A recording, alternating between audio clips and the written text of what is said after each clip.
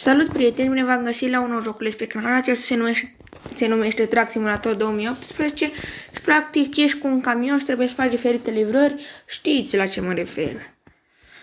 Aici ne facem compania, logo-ul Dragoș Legendarul. Pun show-ul ăsta cu tigru. Avatar, șuz avatar.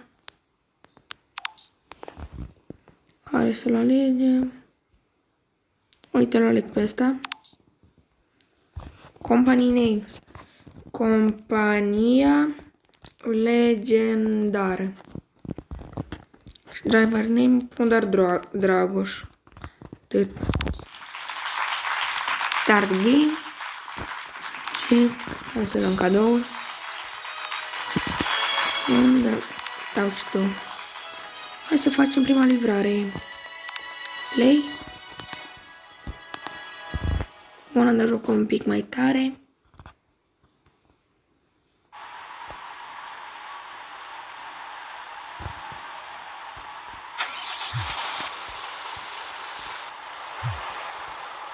Da, și vreau să în camera să văd dinăuntru.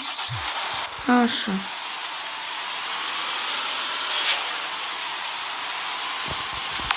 Numai aici vreau să mă mut ca să văd de sus.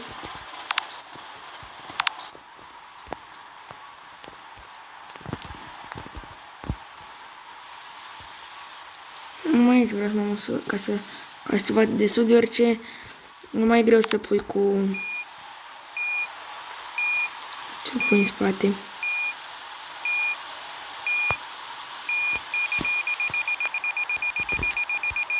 Vedeți și voi. Hai că cum am reușit.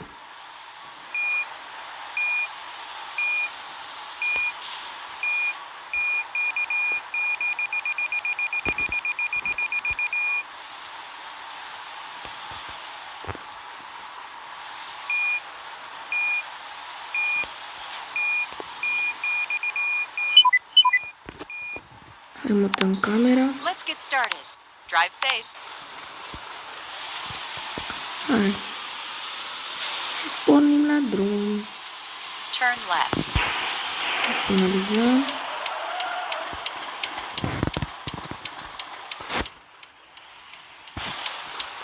Ne asigurăm. Nu vine nicio mașină. Asta nimic. Partea asta, hai. Dă-i, tată.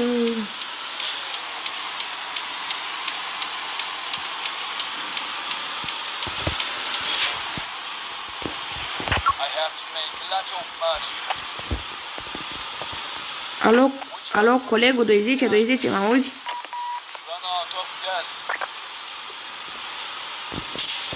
E liber, colegul, e liber? Vai, vine furtuna. E liber? Continue straight.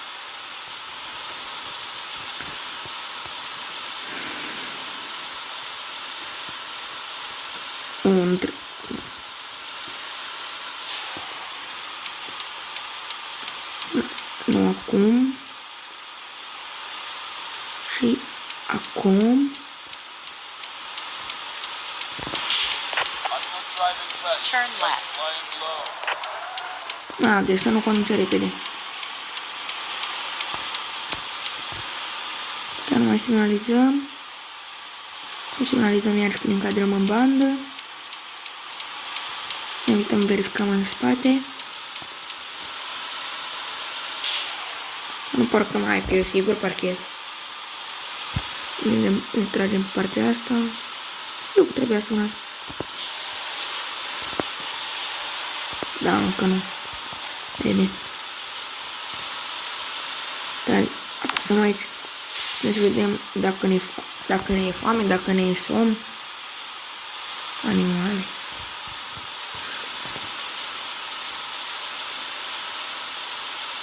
O nouă grafică, cine știe ce. Dar mi s-a părut că ar merita să fie și un joc din acesta mai relaxant, așa să spun, pe canal. Finalizăm.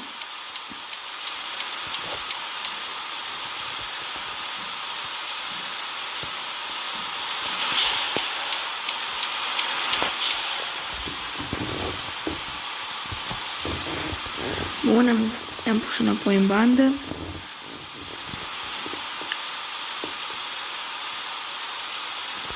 Și pot să-l pun ca să meargă.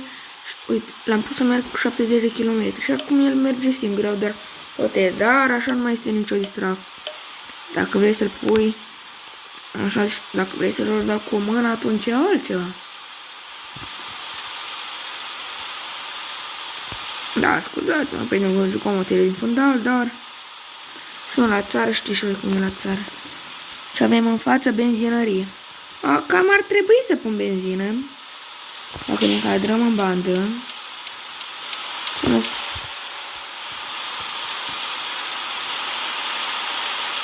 Uite, încă nu. Acum finalizez. Încetinesc, mă încadrez.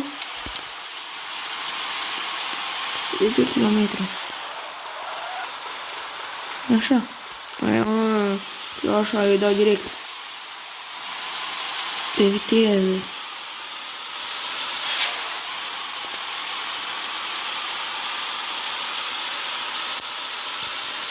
Pardon, ce frână! Bai. Un. Bara benzină.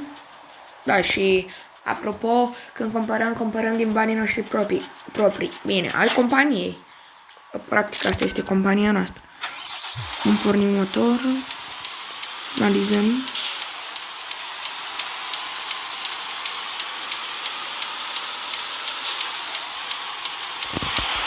I got hungry. Mi-e foame, spune tipul. Hungry. I'm hungry. Vai, ce-i față. Dar e tare că se arată și data sus, dacă vă uitați unde este GPS-ul. Hai că mai sunt 21 km să ajungem. Deci că în stânga sus, acolo arată și data. 7, deci când îl filmești și când îl vedeți voi.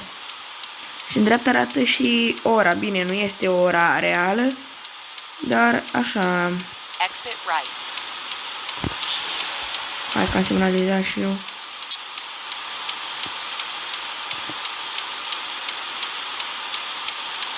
Uite aici.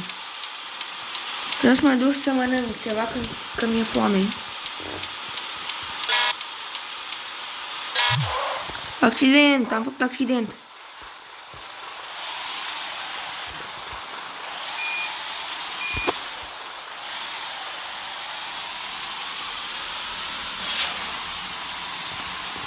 Am făcut accidentos.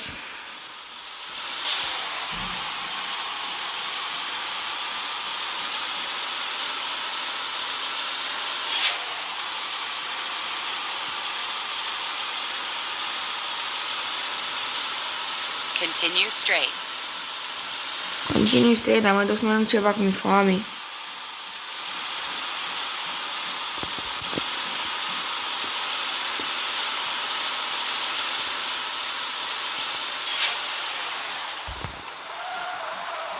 Continue straight.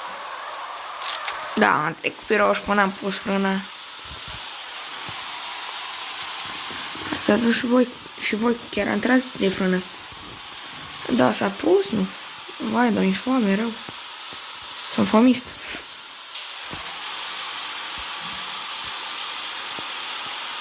Continue straight.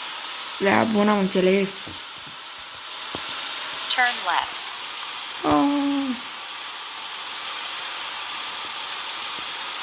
Aduc mă culc. Turn right. Turn left.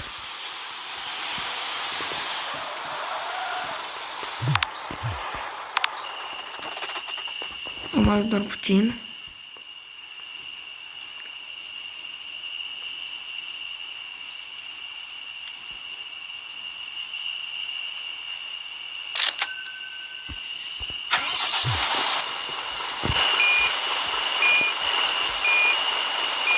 Bun, am pornit și bordul. Hai să mergem să mâncăm ceva. Ca să fie fomiști. Am făcut accident. În fine.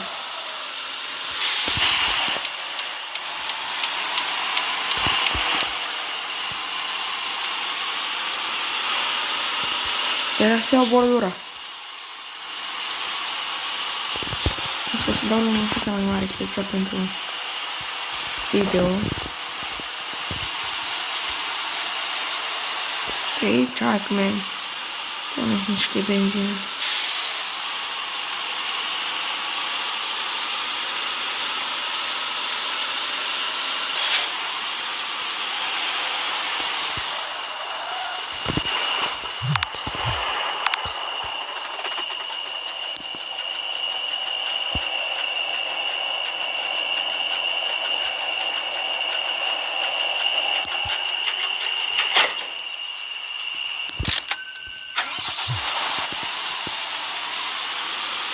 De uitat viteză. Thanks, Monk, for buying me. Your hold is our goal.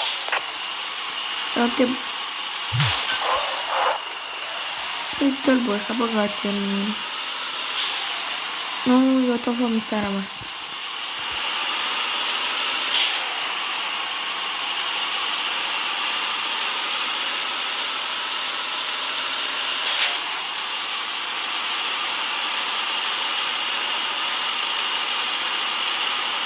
Mă duc ca să mănânc ceva. Veniți că eu tot fomista a rămas.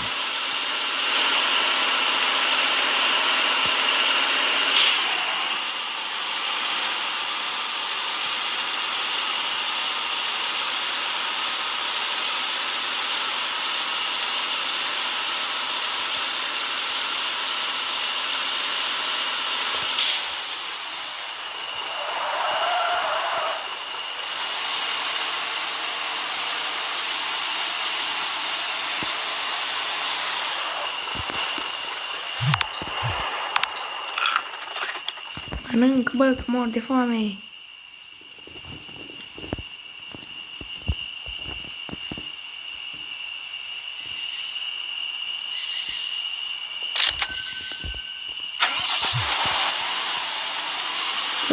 Bă, nu pește. Ar cere 180 de grade. 180, 360.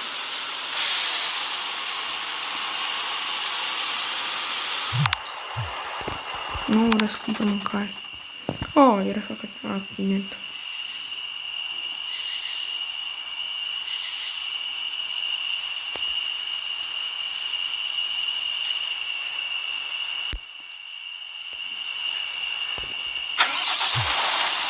Eu nu aveam motorul pornit. Pe dacă nu aveam motorul pornit. Acolo m-am plecat pe loc.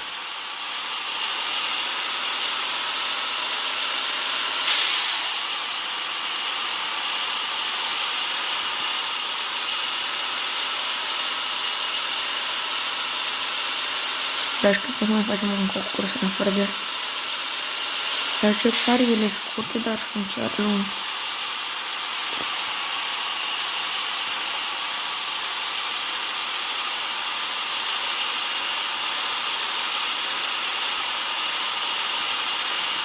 Oh.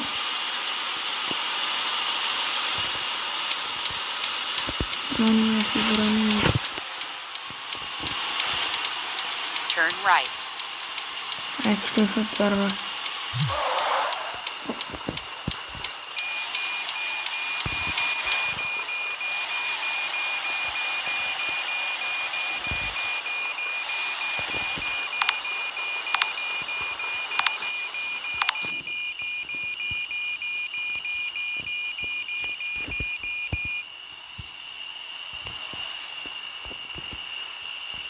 Putem să trecem așa.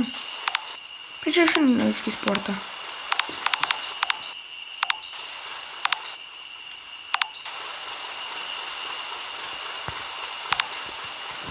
Nici nu a deschis acea poarta.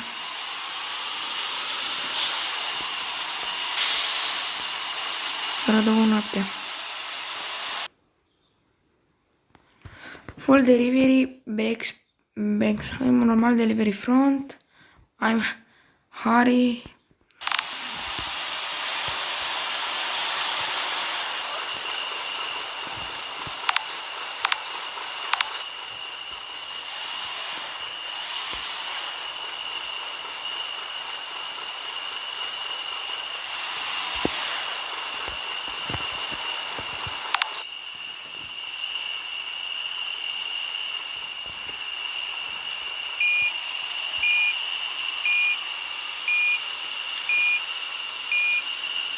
Mă trebuie să fie bine.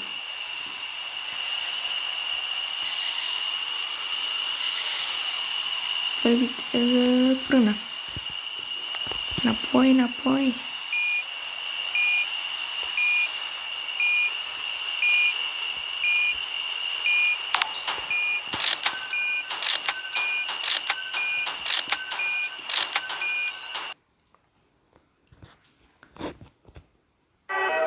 Una am pus acolo pauză că era o reclamă și nu are voie să așa ceva pe YouTube. Câți bani. Să facem și următoarea.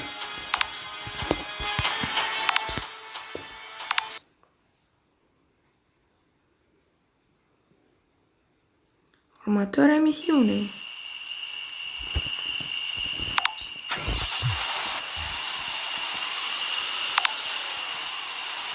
Pornim de locul ăsta.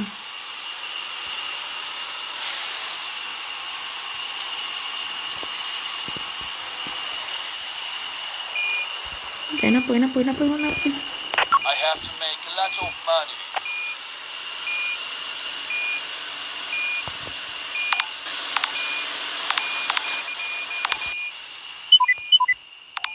Da, nu știu cum s-a conectat, dar Let's get în started. fine.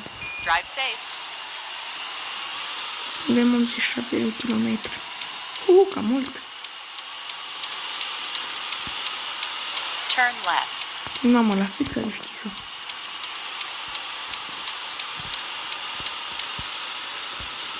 Da, și acum trebuie să plecăm de aici.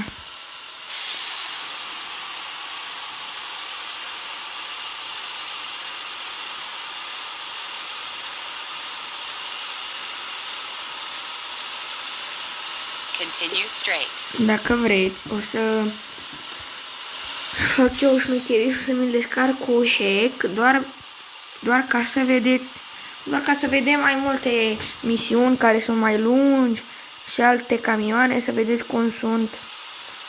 Dacă vreți, că poți să-ți tunezi camionul, să spui un claxon, să spui altfel claxonul, să schimbi culoarea și dacă vreți să-mi scrieți în comentarii. De oricum, cred că o să fac asta de... Mamă, o să pus verde la fix. Eu oricum, cred că oricum o să fac asta pentru că și vreau să văd alte camioane și cred că și voi. Aici am pus pe automat că vreau să mai vorbesc și eu un pic cu voi. Continue straight.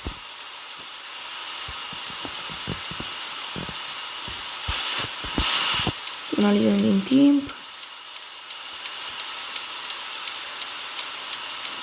Da, și doar cum o să fac. O să bag Turn uite, un right. avion. O să o pun cu hack. Dacă și vreți, puteți să mă scrieți și voi în comentarii că da. Dar să văd dacă chiar mă susțineți, chiar dacă vă pasă. I brake for no apparent reason. Wait for the catch-up. Liber, liber. Liber. My other vehicle is Romulan Warbird.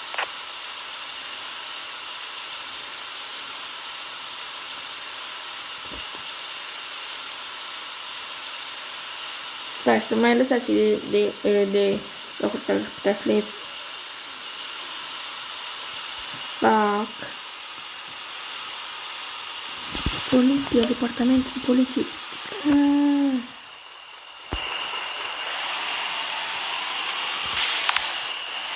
La fix era să o captez.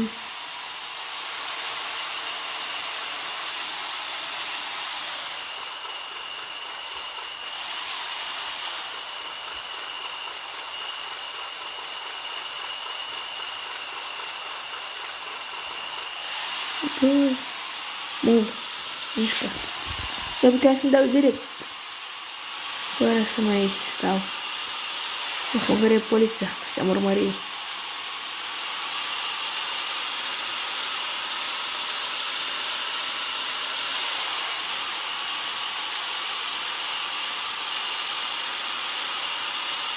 Mai avem 61 de kilometri. La 12 noaptea.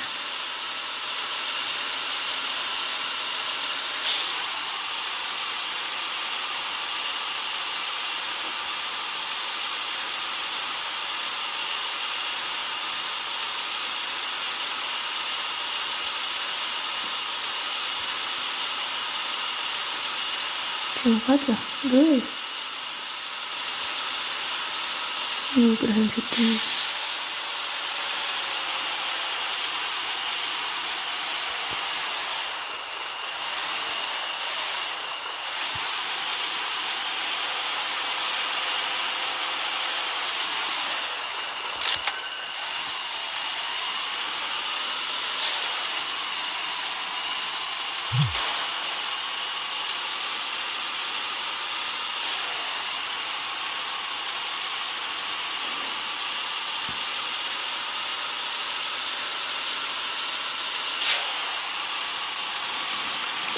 Ai benzinărie în față. Am crezut că este un hotel ca să putem să vedem și noi mai bine. Că așa noaptea e cam nașpa.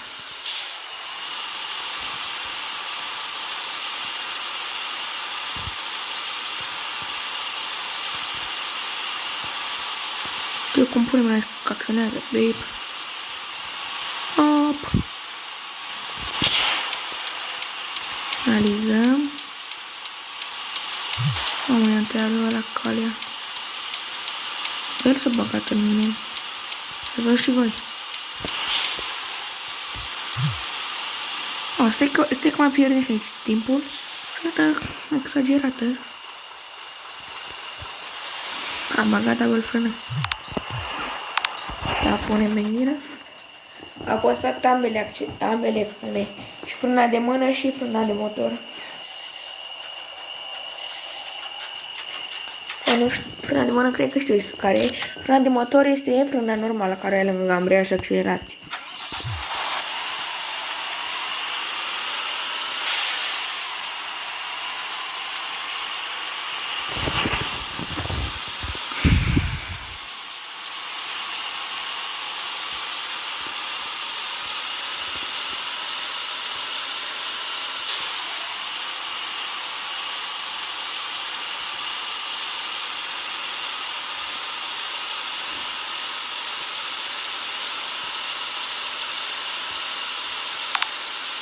Nu vreau radio.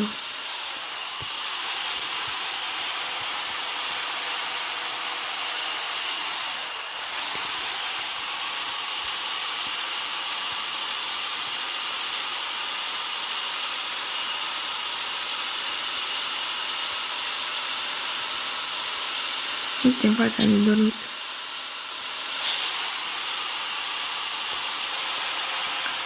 Și viteza din timp.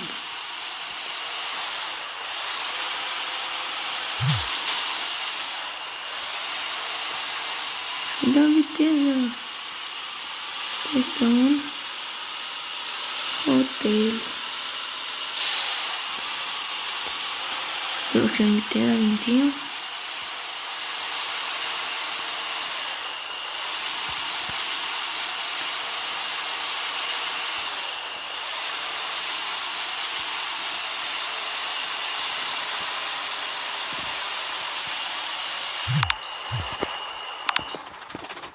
Până dacă să dormim ca să mergem și noi pe timp de zi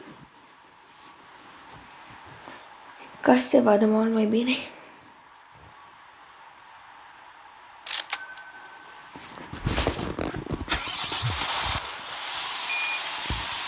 Și parcă e altă viață.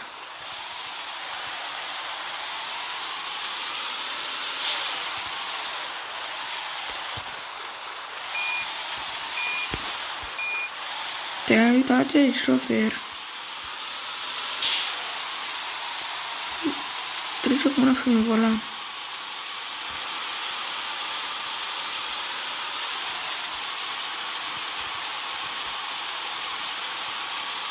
Oh.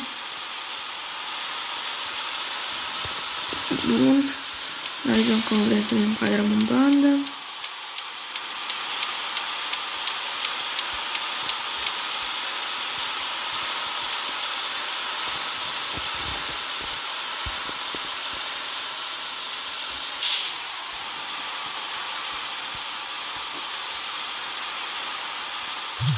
Oh.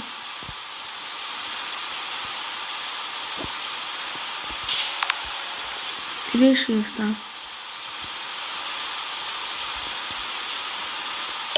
Chiar hai să lăsăm vedem dacă poate prinde 2 km.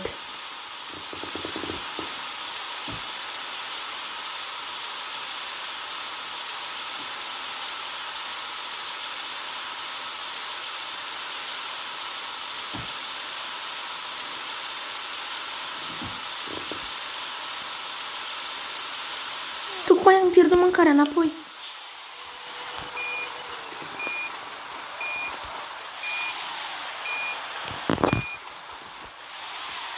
Întoarcem în mijlocul drumului.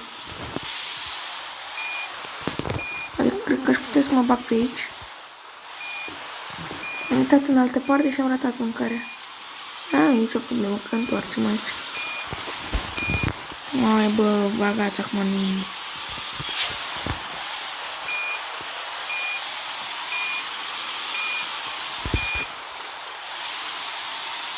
Facem, uitați aici manevre.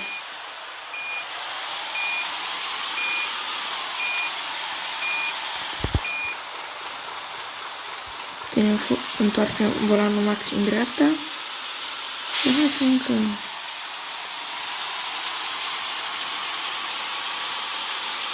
Bă, eu tot fomista am rămas.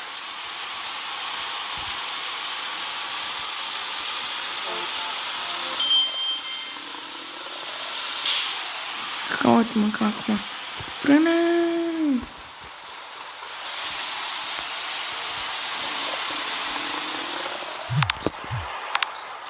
Mănâncă.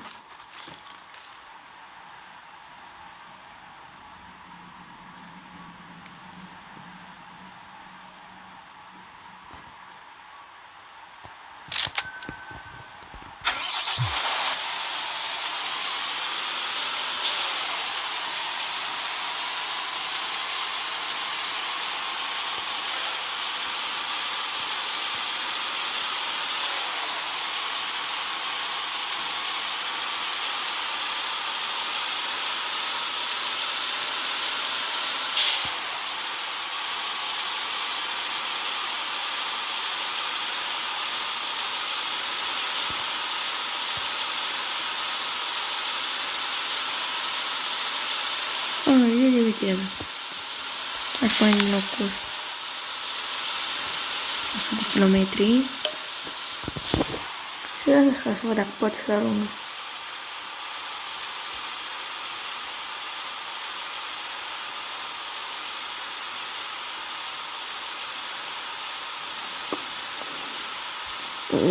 Da.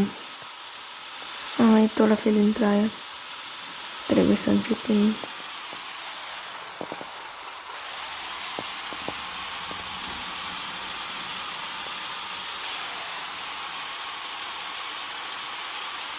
Da, oare dacă eu nu încetinesc?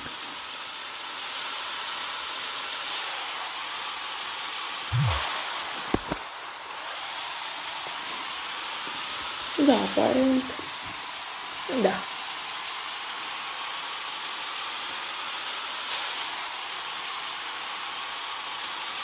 Stai, facem accident, iar trebuie să-l pun. Hai băi mai repede.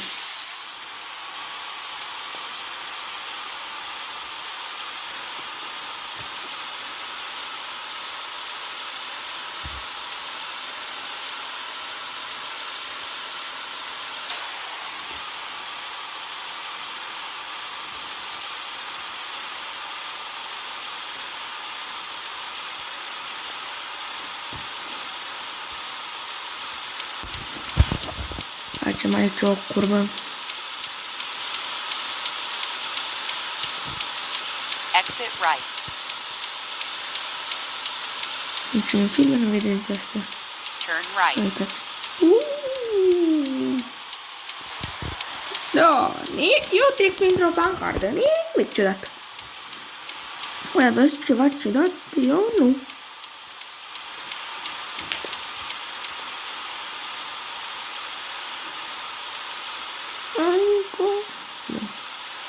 Uite că aproape s-a terminat. La fel și timpul nostru. Și episodul ăsta. Frână. Continue straight. Ah, perfect. Schimbăm giratoriu. Așa. Și o să-l las. Să-l las eu să ne închid. Uite ce frumos. Continue straight.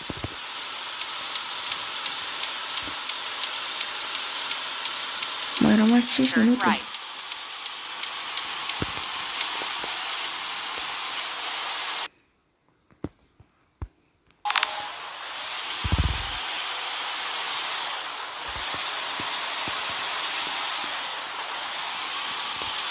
Hai, chiar nu mă așteptam ca să parchez așa.